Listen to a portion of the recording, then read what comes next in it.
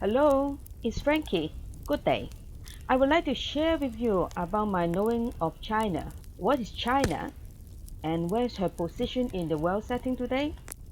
Well, this report is from a layman's eye. So if you want to have something technical, I would suggest you to visit some other professional Wikipedias or websites. I have done this topic in a Chinese version, a Cantonese version. So for those who are interested to listen to Cantonese, you may want to click the link at the end of this video clip to make this production. Other than personal day-to-day observation, I do research, reading, and look into quite a lot of websites.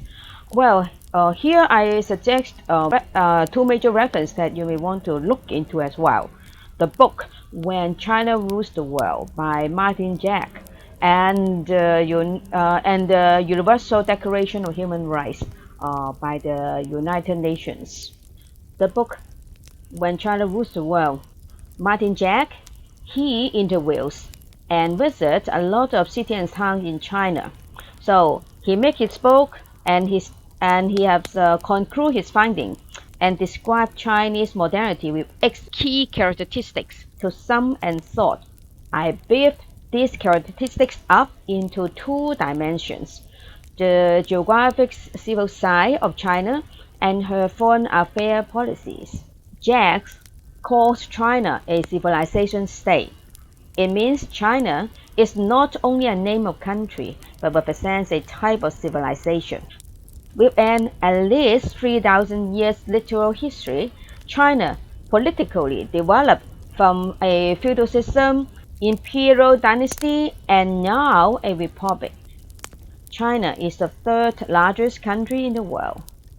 On this big piece of land, there are different forms of landscapes, say basins, hills, inland lakes, extremely cold and extremely dry lands, even deserts. There are 1.4 billion of people living there. So if you know the full name of China, it is the People's Republic of China, PRC. In this country, there are 55 peoples, or 105 million ethnical minority mixed with the major race Han living together. They migrate and mingle. People could be highly educated and living in modern cities like Shenzhen, Shanghai, or Chengdu, or little educated living in huts or nomad tents in Tibet with no electric power at all. Chinese people are literally in uneven resource distribution. It could be a decades-long project for the country to finalize poverty. Thus, China as a country still bears the characteristics of developing country and at the same time modernized. Under the constitution, even with a few registered politics party, China is governed by one and only one party, Communist Party of China, or CPC, from the day PRC established in year 1949. Early founders of CPC studied in the West and brought the ideology communism home and prolonged it widely, especially to the poor and peasants. Even so, communism is no longer the governing theme, but socialism with Chinese characteristics. Well, there are signs of socialism, say 5-year plan, 10-year plan, joint public-private cooperation, and admiring social welfare. But if you look closer, you could see a governing formula carries forward from the long history river. Chinese ruling concepts are filled with traditional ideologies like Confucianism, Nihilism, warring Shunji, doctrines of power of balance, etc. They impact decision-making process of all levels of government and leaders. Regarding foreign affairs policy, Jack traced it back to the ancient tributary state system. This system was characterized by the enormous inequality that exists between China on the one hand and its neighboring states on the other, together with a mutual belief in the superiorities of Chinese culture. Neighboring states periodically send diplomats and pay tributes and distinguished native produce to Chinese emperor.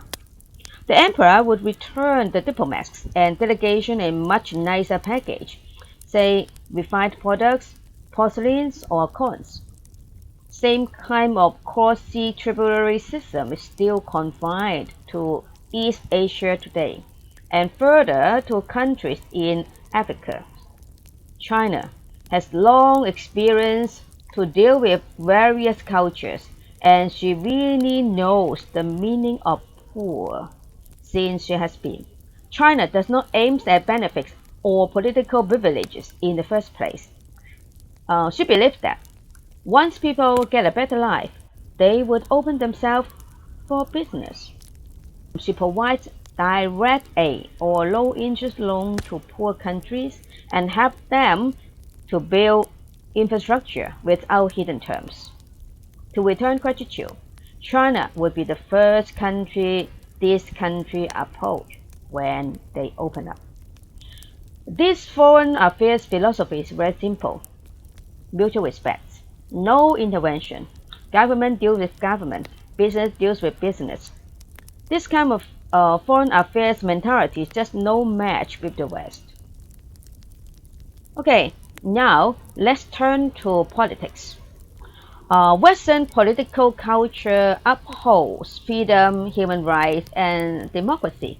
You may trace back the theory of democracy from 18th century, if not from ancient Roman emperor.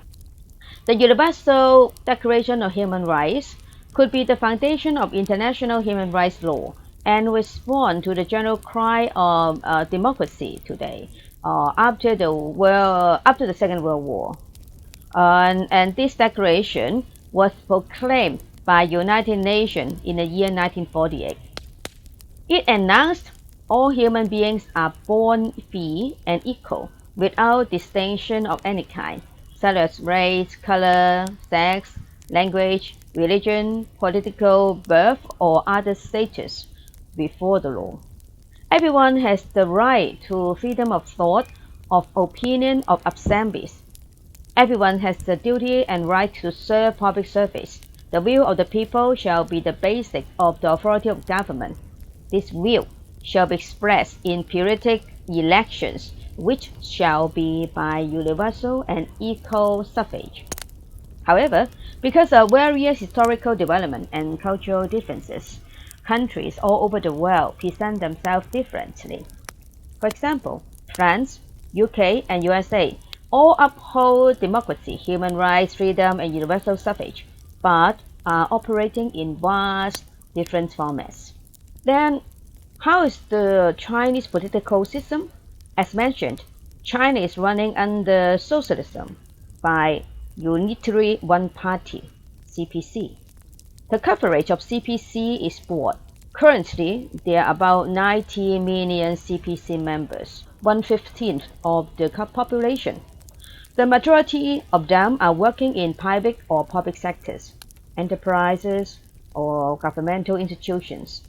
According to China's regulations, it's not necessary to be a CPC member if you are just a civil servant, but there must be a CPC member in a corporate board, and all the top position in the Congress and state councils are CPC members.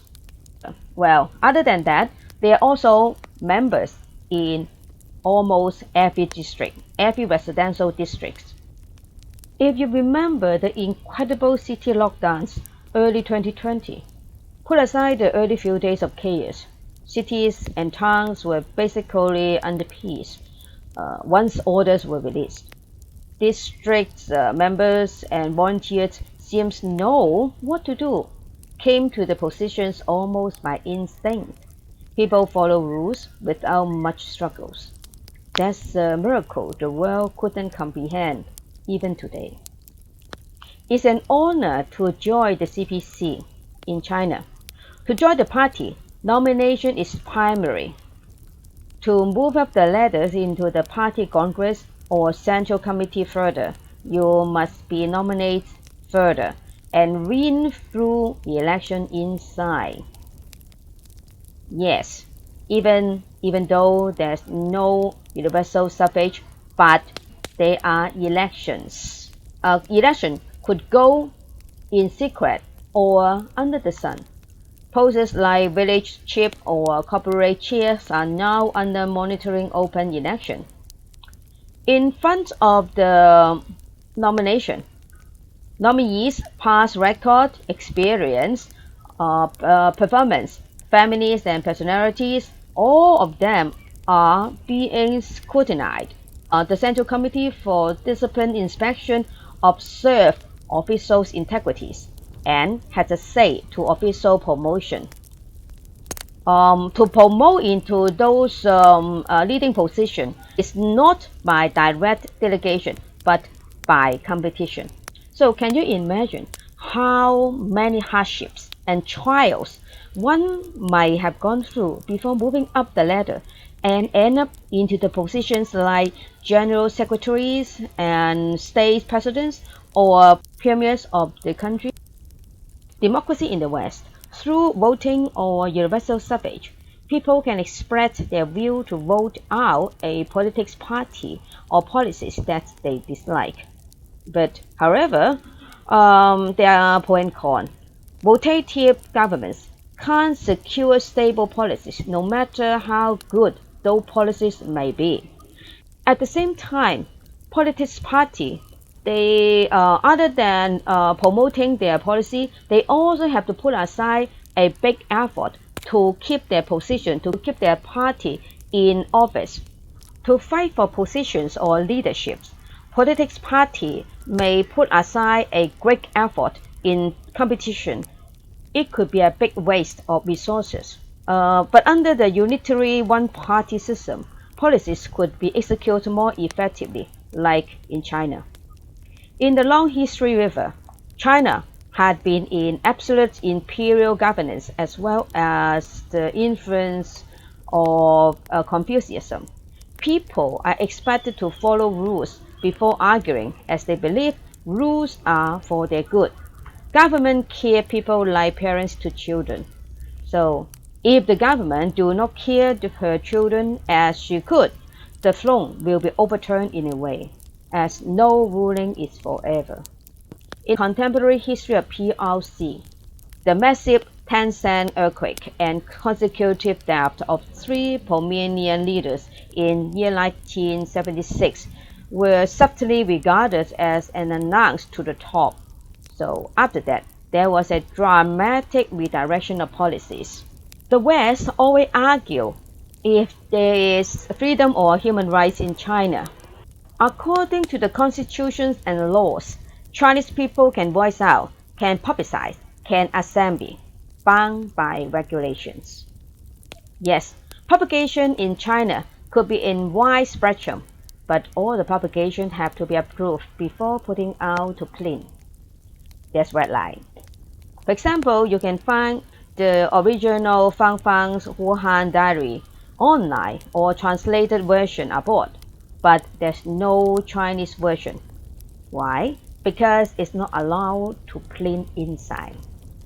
Assembly and protest are allowed with application and permits granted ahead. Occasionally, people may crowd in the public caused by anger or unsettled issues.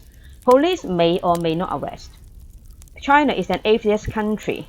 You may have heard news like destroying cross and Christian church buildings, relocating Buddhist temples, re-educating Xinjiang Muslims and Tibet monks. Yes, they are all true. State's barrier of religious affairs oversees religious affairs and movement in China. According to the barrier, the concern is on society's stability. Beliefs is not a matter of holy or not, but to be monitored. Guidance is given to religious institutions, say by laws, it's prohibited to promote a belief to age under 18. Spread of religious beliefs are being monitored. The barrier aims to prevent people from harmful cults or irrational blindness. That's what they say. Before you ask if Chinese people are happy or not, I would like to give you more examples of Chinese-style government intervention. Government encourages competition, education, innovation, and saving. There are many mega joint public and private corporations. These mega firms fight fiercely for policies and business for thin profit margins. Once companies come to certain size, they will be asked to split.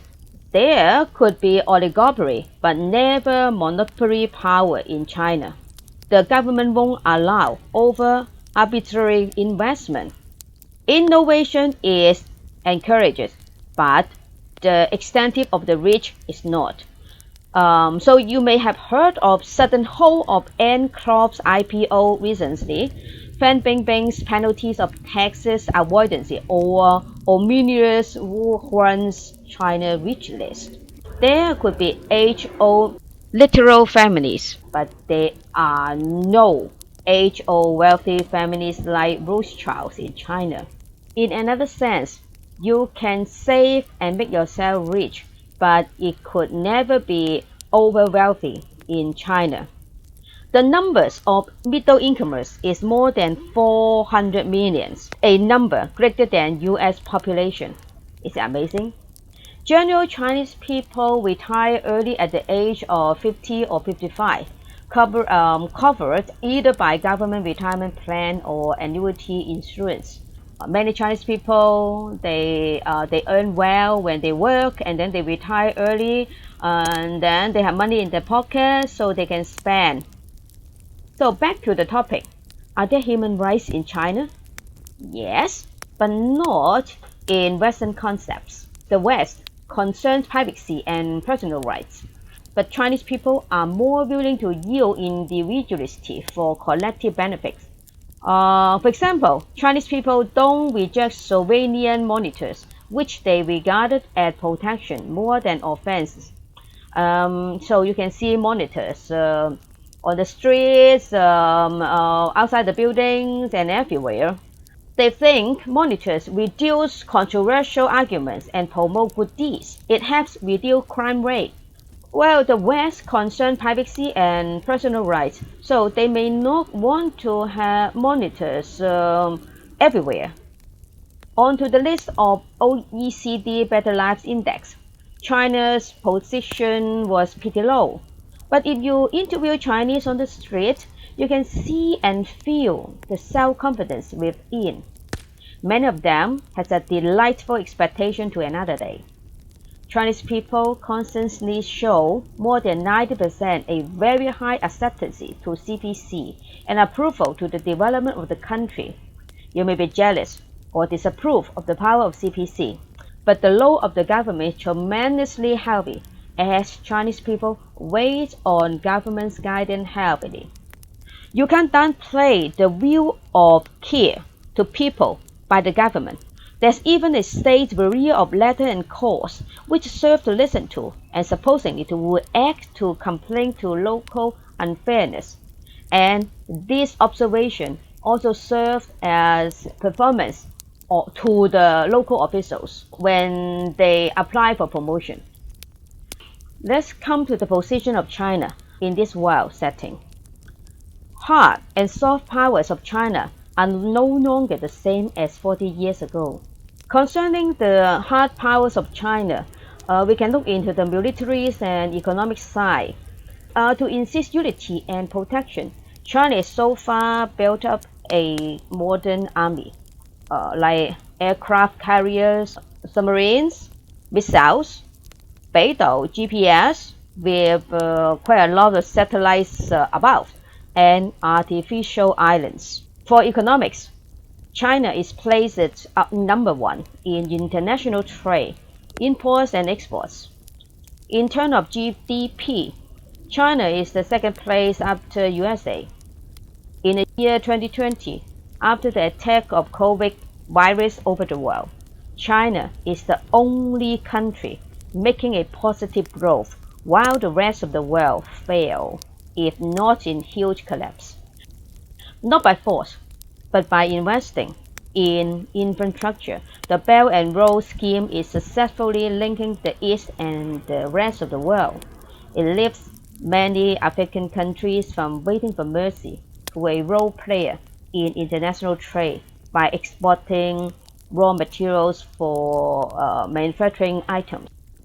Infrastructure building, foreign investing, factory moving in, tourists coming from China. Asian countries boom solidly. Like it or not, Chinese speed is amazing. From nobody to a superpower in 70 years or 40 years starting from opening up. The influence of China is omnipresent. How about soft powers? Confucian College is a means for non-Chinese to learn Chinese culture in the West. Chinese language is now one of the most learned second language in the world. Kung Fu, pandas, Mulan are cultural icons. Unmanned drone, GPS, Chinese medical science, 5G, they are worldwide competitive. But yet, there's still a long way for China to become a superpower. China has signed the Declaration of Human Rights and agrees of the virtues, but yet it really takes a pace to meet the Western standard. Other than traditional pride, China is still observing if there is anything negative that China does not want to follow. It may not be fair to ask a 70-year-old country in the East to imitate a 400-year-old Western democracy mode without really tasting the dosages. From another way round, China stands for another type of culture.